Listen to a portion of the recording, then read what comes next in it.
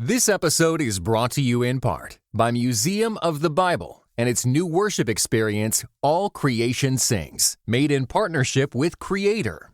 Step into an immersive room with vibrant visuals, soundscapes of praise, and interactive displays illuminating the story of worship. Get tickets at museumofthebible.org/ACS. Welcome to the Grace Enough podcast. I'm your host, Amber Cullum. Today, I sit down with Dana Trent to discuss her childhood growing up in a family of Christians, drug dealers, highly educated individuals, and mentally unwell parents, all of which is detailed in her memoir, Between Two Trailers. Memoirs are my favorite genre to read, and I definitely recommend Between Two Trailers. It gives you insight into the complexities involved when families are followers of Jesus, yet battling mental illness. Speaking of books, this is the time of year you may be adding books to your summer to-be-read list. If you're looking to add to your list, I've compiled 8 books that were influential in ways that surprised me. You can download that list at graceenoughpodcast.com/books. Good morning, Dana, and welcome to the Grace Enough podcast. Thank you, Amber, for having me. It is delightful to be here. You know, it's very rare that I get to have a fellow Raleighite on the show. So it's fun to be like, oh, you just live over there and I live over here. And so welcome. Thank you so much. Central North Carolina is the best. We are so fortunate. And yes, it is wonderful to be here and to be a neighbor. Yeah, when I've had Molly Stillman on, I keep saying, oh my goodness, I've got to do these in person. And then I never do it because logistically, it's one of those things where it just seems easier to do it over Zoom. But then exactly, there's so many of us in this area. It's also really a gift to be in person. So it is. And that's a good excuse to get coffee, right? And to connect. And that's the beauty of tech. And, you know, one thing leads to another and you get to meet folks in real life. That's true. That's the best. So true. Well, my husband jokes around. Well, he gives me a hard time because I'm a bit of a memoir junkie, but really I'm a bit of a junkie for a story that has like major trauma and redemption. And I don't know what that says about me. But it says that you value the human experience to me. Like I think that's amazing. Well, he's like, how could you be crying over a book and be so happy about it? And I'm like, because I know something great is coming out of this. Right. And it's grace. Yes. And that's what we're going to talk about today. You have written Between Two Trailers, your memoir. It's beautifully written, Dana. So kudos to you. But what I want our listeners to hear starting out to kind of set the stage is tell us a little bit about your childhood experience, the family that you were born into, because that's what the book is about, but just give everybody a little bit of a starting point. Absolutely. I was born into a fervently religious family, Christian, evangelical Christian. You would probably categorize it as Baptist these days. But this particular family, my mother and my father and me, our little nuclear family, was also a drug trafficking family in Western Indiana. And it didn't start that way. My parents were raised in evangelical Christianity in the 40s and 50s. But because of their own sort of mental health struggles, and despite being well-educated mental health professionals, they were the kind of folks who got like wild hairs of ideas, right? And their mental unwellness sort of prevented them from remaining stable and secure in jobs. So when they got a wild hair of an idea, like following a TV preacher out to Los Angeles, California, to sit and worship at his feet, you know, that one thing leads to another. And the consequence of that is they ultimately go broke in California, move back to Western Indiana, and have to start this drug trafficking business because faith doesn't fill a refrigerator. Yep. So they had to figure out ways and means to feed us and to house us. And so we ran that business out of a trailer park in Western Indiana. Oh my goodness. It's just crazy. I'm It sure you is. get It's that all the wild. time. It's It's crazy. wild. It's also, it makes sense, right? Because Mhm. faith is let's see, how do I say this? The drug business is very much like an organized religion in many ways. There are rules and rituals and leaders. And so, my father, who was a self-described cult leader at Indiana State University, when he sort of fell into this kiddie ride business, it made sense to him because, in many ways, it operated like a faith-based organization in his schizophrenic mind. The Mm. dots connected for him. And he was the self-appointed pastor and clergy person of this trafficking business. Yeah, I mean, I think what one of the things that really stood out to me as well is that they're so well educated and that they had this family outside of just the three of you that seemed to act very, very differently.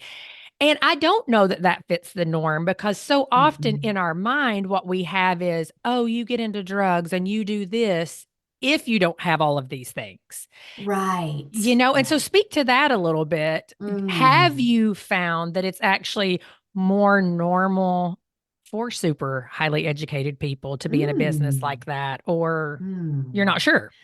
No, that's a great question. I do think it is unusual. We associate substance misuse and Hmm. mental illness with what's called adverse childhood experiences. Yeah. And so those are, three categories of abuse, neglect, and violence in Hmm. households from 0 to 17, and also in under-resourced communities, Yeah. right? Communities without privilege and without access to resources. And so you're right, it is unusual, and I think that's a really important through line of the book because it says to folks, substance misuse and mental Mm. unwellness are everywhere. They impact all neighborhoods, all communities, all families, but so many times we don't see it because we still have this tremendous stigma Hmm. around substance misuse and mental illness. And so, one thing I do hope for the book is that it will break open people's stories of, yes, we had all the resources in our family. We had college educations, we had caring parents, we had food in the Mm. refrigerator, and yet we are still struggling with our own health in these categories. So, Yeah. yeah. Mhm. Wow. Yeah, I mean, the juxtaposition that I hear throughout your story of this Christian faith and then this drug dealing, it definitely made me think a lot about what your experience was as a child. Like, how did you personally juggle those two as Mm, we tend to live in the space of what we've been taught from our families? And mhm. then growing up and realizing, okay, this is not fully normal. How has that shifted over time? Growing up, I thought it was completely normal, Yeah. because when I stepped into that family, when I was born into my mother, my father, the king and the lady, I automatically became the daughter that they both wanted. And Mm. in this sense, so many times it was meeting their needs, being a good listener, being a drug dealing preschooler, being a lookout, being a caretaker to my mother. And so I saw this as normal, right? I didn't imagine until I would go to my grandparents' house Mhm. 20 minutes away, G&GL in the book, that adults got out of bed and got out of the house and dressed and, went to work at jobs and bought groceries and did all the normal things. It wasn't until I stepped outside of my own trailer and saw other adults doing adult things and saw kiddos like my cousins, Linda and Doggy, playing with Barbies and make believe and having an actual childhood, that I realized that this between two trailers childhood was not normal. And Mhm. then I developed a lot of emotions of shame, just deep, deep shame that I wasn't having the experience of my peers and my family.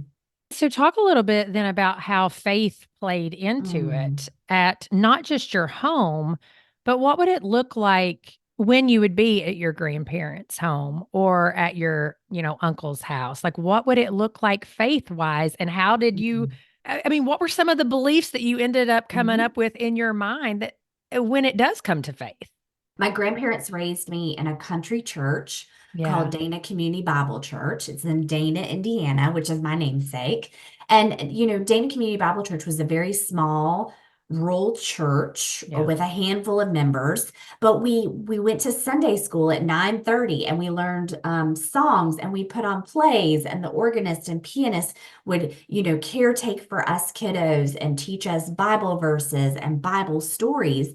And that was the only glimpse I had of normalcy. When I made that 20-minute trek from Clinton, Indiana to Dana, Indiana, I was making a trek into a grace-filled space that I didn't even realize was grace-filled. And then later, when I was a teenager and I lived with my grandparents during the summers, that faith continued to be cultivated because my grandparents were World War II veterans. Yeah. They were adamant Christians, and their virtues and ethics showed up in their daily lives. And you juxtapose that with someone like King, who is a Christian, capital C, but his virtues and ethics looked like, smoking a joint over a King James Bible and letting the ash fall in Leviticus 19. Like it was such a confusing, like, which religion is the right religion? And the answer is both, right? Because he was coping with his mental illness and his substance misuse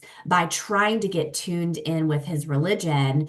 But often, it didn't show up in his outside virtues and ethics the way it did for my grandparents. See, you bring up something there that I think is so key that we, as people who are followers of Jesus, can really struggle with when it comes to, quote unquote, our religious or our moral beliefs, which is, yes, this person is Christian and this person is Christian, even though their virtue and their ethics don't match. And so when you're talking about mental health and having experienced both lives, what would you say to people listening who maybe would say, I don't believe it because Christians are known by their fruit, and this is not fruit? Right. My father, when we were watching Dr. Robert Schuller, who was a TV preacher in Los Angeles on Sunday mornings, and he would kind of get up there and sway in this beautiful velveteen paneled nightgown, of a robe. When we were watching that TV preaching, when I wasn't in Dana Community Bible Church spending the night with my grandparents, but when I was in that Clinton trailer with my father in the dark Sunday morning watching Dr. Schuller, my father would often take his keys and jingle them in front of my face. And he would say to me, Budgie, the only difference between us and them is who's got the keys. And he would jingle the keys. And what he meant by that is that mental health is such a fine line that often it might be one paycheck, it might be one disaster, it might be one crisis. That keeps a person on this side of the keys or this side of the keys. And he meant that he knew very well that one day as a mental health professional, he might be locking patients into the psych ward. And the next day, he might be the one locked in. And so what I took from that, right? What I took from that is this fervent empathy for people. And that was really the gift of his mental illness. And it's really the gift of Christianity. It's the gift of all religions, is that even if the virtues and the ethics don't match, we are called as Christians or religious people or spiritual people to have fervent empathy for fellow humans and understand or attempt to understand their position and what is happening in their lives and do all we can to be of help and service to them. Yeah, that's really powerful because it's just so often easier to put it in a box and say, nope, this doesn't look the way that it should. And so I'm shutting that out. Exactly.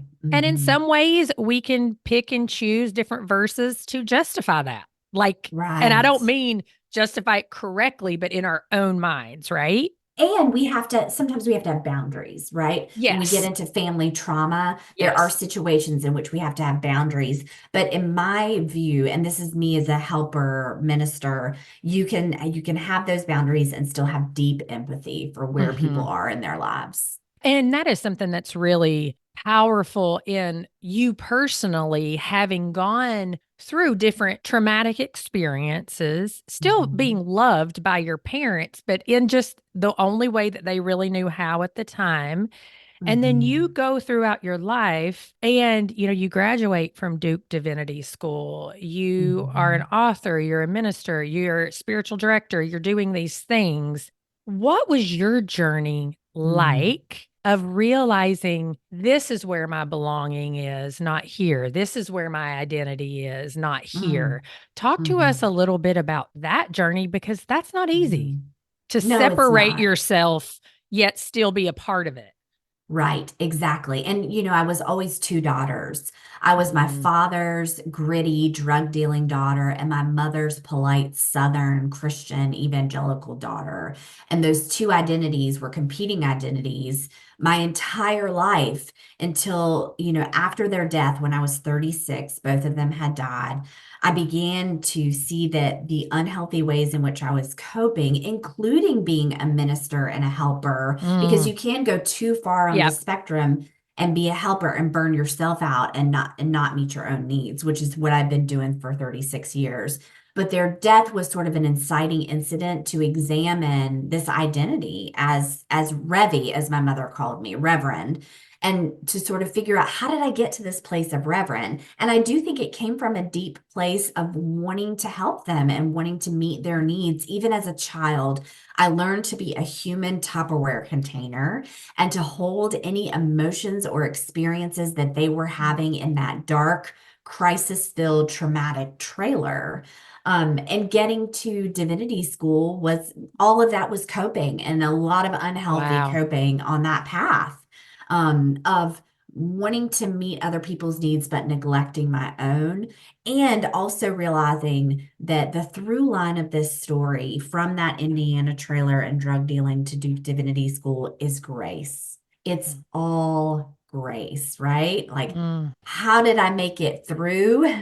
How did I get here to Duke Divinity School? And what is my responsibility to Mm. look back and examine that journey so that I can be honest with myself and honest with the ways in which I failed, and Mm. also honest with this story and sharing it, which I've never shared this drug trafficking story, right? So that others can see themselves in the story. The details are different, right? But we Right. all have complicated churches. We all have hurting churches. We have hurting families. Mm-hmm. We are all struggling with lots of environmental factors and circumstances, that oftentimes we just don't talk about in the church or in our communities or Mm-hmm. families. This episode is brought to you in part by Beyond Ordinary Women Ministries, which prepares Christian women for leadership. At BOW, we believe that every woman is a leader because she influences someone. So, whom do you influence? Do you mentor a woman? Serve in the workplace? Or do you lead a small group, teach the Bible, or even lead an entire ministry? No matter who or how many you influence, our free online resources will help equip you. Our videos, podcast episodes, and articles from experienced women leaders will encourage you and perfect your leadership skills. They offer wisdom for dealing with ministry pitfalls, current biblical issues, health for your own soul, and insights for shepherding others well. In addition, BOW offers Bible studies designed to connect women of multiple generations. They provide a challenge to both women new to the Bible and those wanting to dig deeper. Be our guest and browse all of our free resources and low-cost Bible studies at beyondordinarywomen.org. Yeah. I mean, when we're talking about mental health, like with schizophrenia, which is what your father had, did he Right. realize, did he know that was his diagnosis? He received that diagnosis in the military. He was Okay. a young Marine. He was in active duty at Camp Pendleton in California. And through his medical records now, I'm learning that all of his sort of outbursts and hallucinations in the military, they properly diagnosed him as schizophrenic. But at that time, the treatments and the medications for schizophrenia in the late 1960s, were not as helpful as they are now. Right. And also in schizophrenia, you have such a abundant hallucinations and psychosis that it's really difficult to take your medications and live a normal functioning life. And now I see how loud his brain and unquiet his brain must have been. And oh my gosh. And I have so much empathy for that. And I think that also that fueled his faith, to be honest. He would take on different personas, including sort of this Orthodox rabbi persona, cult leader persona. And I do think those were his ways of stepping into religion in order to soothe his mind, in addition to the substances that he took. Wow. But he was very adamant, about being religious and faithful, but he just couldn't step into a reality of it being a helpful or healthy faith practice that included medication and therapy. Did you ever get to the point for yourself that you were just angry about it and like, I'm sick and tired of this and you got to be responsible for yourself? And because I know that while I haven't dealt with a parent that has that level of mental health issues, I've dealt with adults that have some, and it's hard at times. Like, have you always been this incredibly empathetic person? Because I feel like Right. I'm still in the place of sometimes struggling with being empathetic because the Yes. wounding can be so hard. And Oh, so it's yes. getting to a place of Mhm. realizing it's oftentimes not that they're intentionally wounding you as much as they're so wounded. It's hard to, do you know what I'm saying? I know exactly what you're saying. And Amber, anger is so helpful because a chaplain once told me that behind anger is always pain. And Mm-hmm. so it gives you this signal that there's something there that you have to explore within yourself, because you can't change the other person's behavior, but you can Yeah. look at your response to it. And Yeah. for me, the anger was always turned inward towards myself, angry that Okay. I couldn't manage, I couldn't help. I couldn't seem to get them at status quo. Even as a preschooler, I just saw myself stepping into these big girl panties, right? Yeah. And Yeah. trying to take care of this situation and failing at it. And so my anger always turned to shame that I couldn't meet their needs and I couldn't be of help to make them normal, like what I saw in my grandparents, my aunt and uncle, and cousins. Wow. Mhm. Okay. Yeah, that is a good perspective because sometimes it's missed as well that it's like, no, you can really treat yourself pretty horribly Oh, because if yeah. you're a personality that feels like I need to be the peacemaker, I need to be the one to help. And it's like, wait, you're 5 years old Right. or you're Exactly. 15 or 20 for that matter. That's right. Yes. And so specifically my unhealthy coping and self-anger and self-hatred turned into what's called body focused repetitive behaviors like hair pulling and skin picking, and then food disordered Mhm. eating, food addiction later in life, some substance misuse. And so yeah, Mm. a love addiction, we don't talk enough about love addiction of like this addiction towards wanting to be accepted and belong, which is a constant in my life. And so, yeah, those are specifically for your listeners. Like that's how it showed up for me, the self-hatred I took on that I couldn't help my parents ultimately. Mm. I want to hear more about the love addiction part Mm, because you say we don't talk about that enough. And that. this is the Mm-mm. perfect time to do that Mhm, mhm, because I do work with youth in the church and mhm. am shocked at how much I'm seeing this. Yeah, And and say so more. tell Can you, me, yeah, I was gonna um, say, how is it showing up for you in as much as you can, right. generically speak about it? Hmm.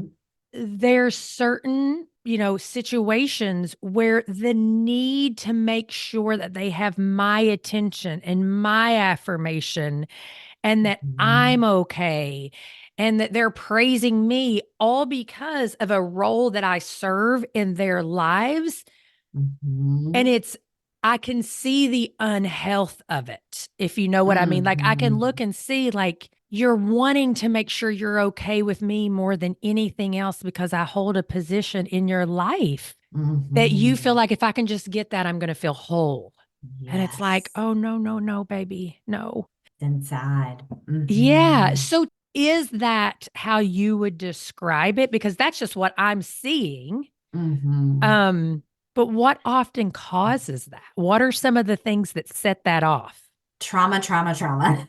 We're hearing so much about trauma-informed pastoral care, and I know that's on your radar. Mm-hmm. And so this idea of yes, that makes perfect sense to me, the way it's showing up in the young people that you are serving. And so trauma is on a continuum, right? And we go back to those ACEs, those adverse childhood experiences. Well, you may think, I'm not traumatized, or your kiddos may say, I'm not traumatized. Well, over 60% of Americans have at least one adverse childhood experience. Mm-hmm. And then that number one is divorce. So children of divorce, over 60% of Americans, that's a lot. Yeah, that And is a lot. so when you have a trauma in your life between 0 and 17, even if it's just, divorce, not just divorce, but it could be acute trauma, it could be chronic trauma, but we develop those nervous system responses of fight, freeze, flee, and then they've added a new one, which is Fawn. fawn. Mm-hmm. Yes. And Amber, that's it. As you're talking about your youngsters,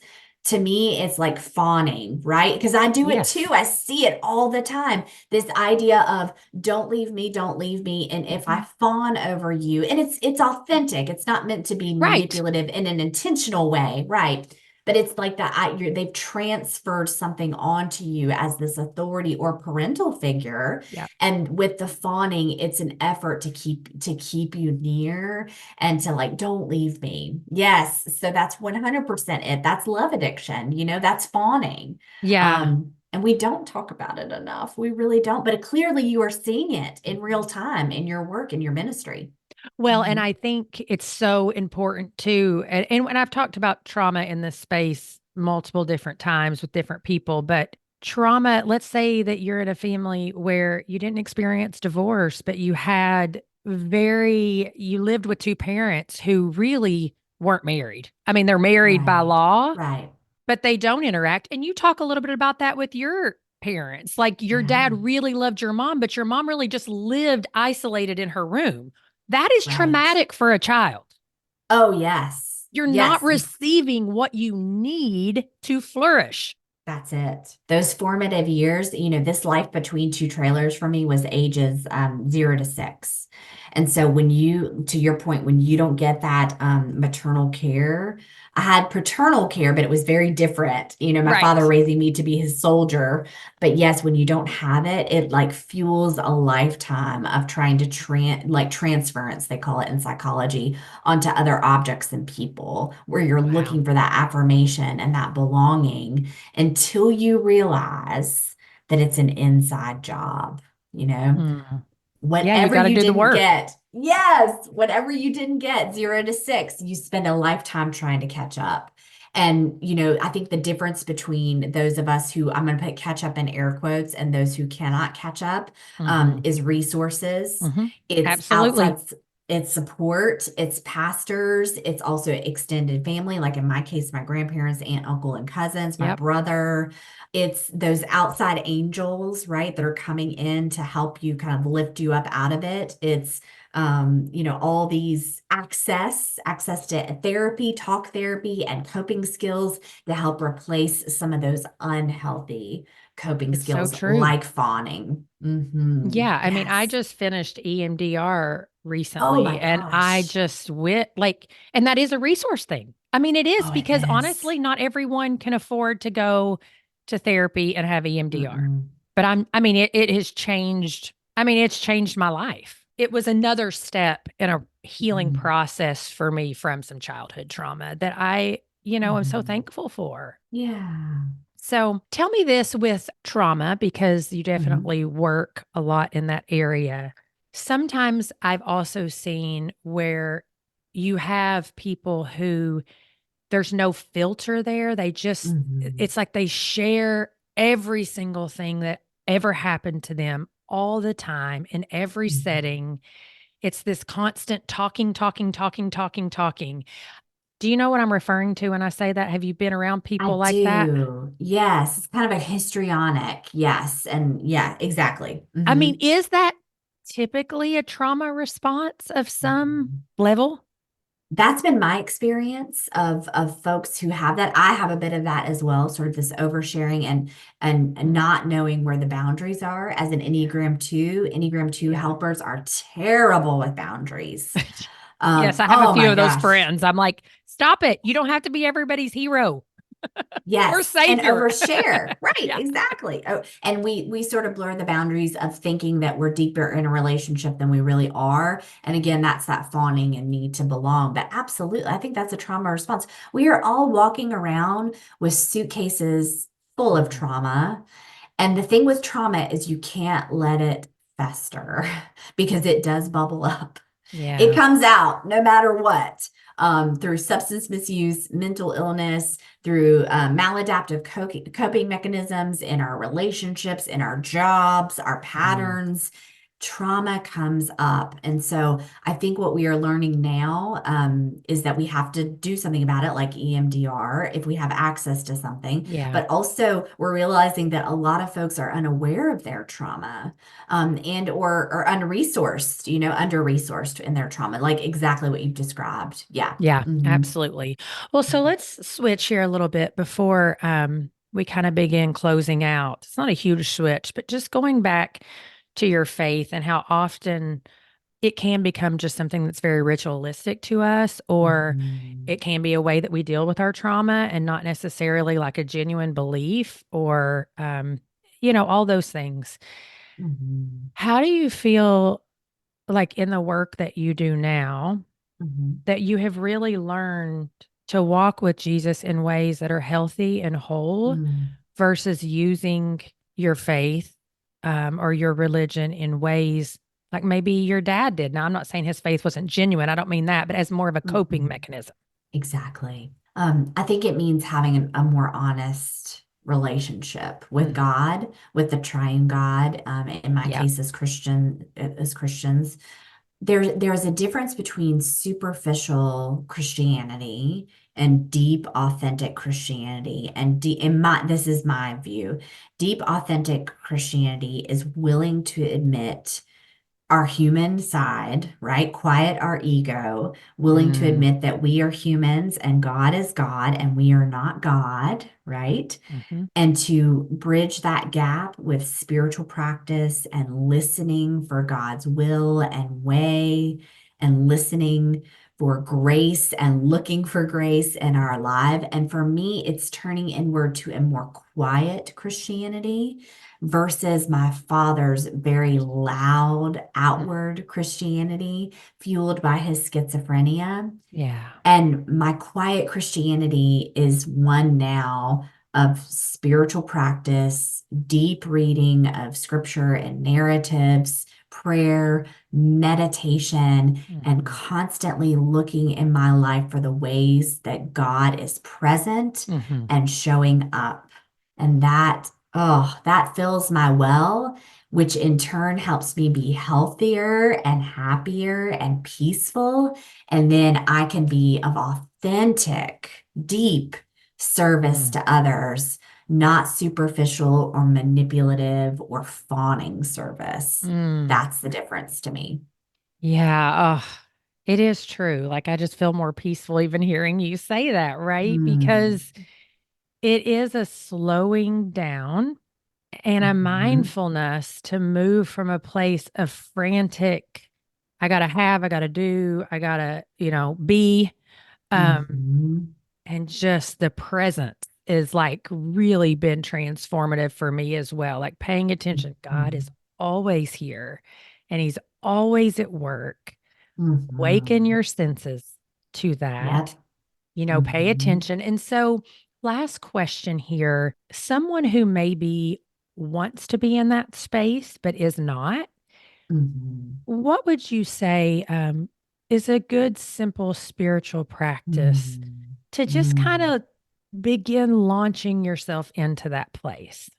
My favorite sort of grounding practice for those who are traumatized, any Mm. Christian, any category, is a breath practice with Mhm. Job 33, verse 4. And that verse is, "The Spirit of God is within me, and the breath of the Almighty gives me life."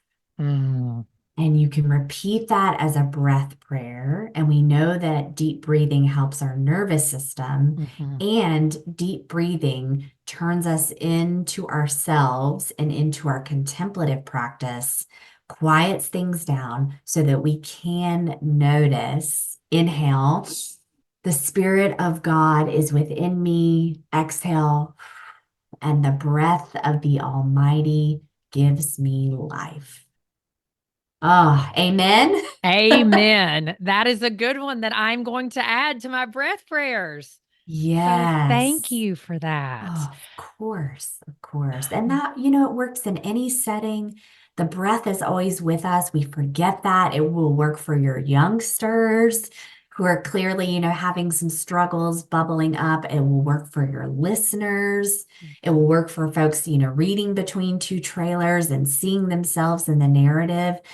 So many times I think we think we have to solve trauma with this sort of big, grandiose Right. gesture and sort of wring ourselves, out with this like tough practice. And so many times it's just taking a beat, right?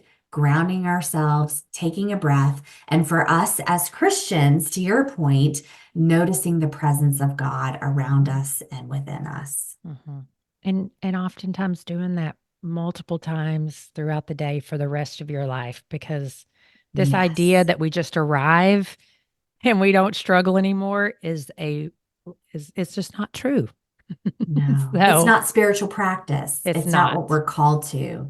It's not what Jesus calls to. We see it over and over again that, you return to spiritual practice, you return to God, loving God so that we can then love our neighbors, That's right. Well, Mhm. Dana, thank you so much. If people want to connect with you, learn more about the book, of course, they can get the book anywhere. But Yes. oftentimes, people will have a website that may have different resources and things. So tell people where they can connect with you. You can find me at jdanatrent.com, at jdanatrent on Facebook, Instagram, all the socials. And Between Two Trailers comes out April 16th. And I am so excited and delighted to share it with you and all your listeners. Thanks, Amber. You're welcome. Thank you so much. As I mentioned at the beginning of our conversation, I do recommend Dana's book, Between Two Trailers. I also want to encourage you to download that free book resource list, 8 books that were influential in ways that surprised me. You can receive that list for free by visiting graceenoughpodcast.com/books. Thank you for listening to the Grace Enough Podcast. Tune in next time.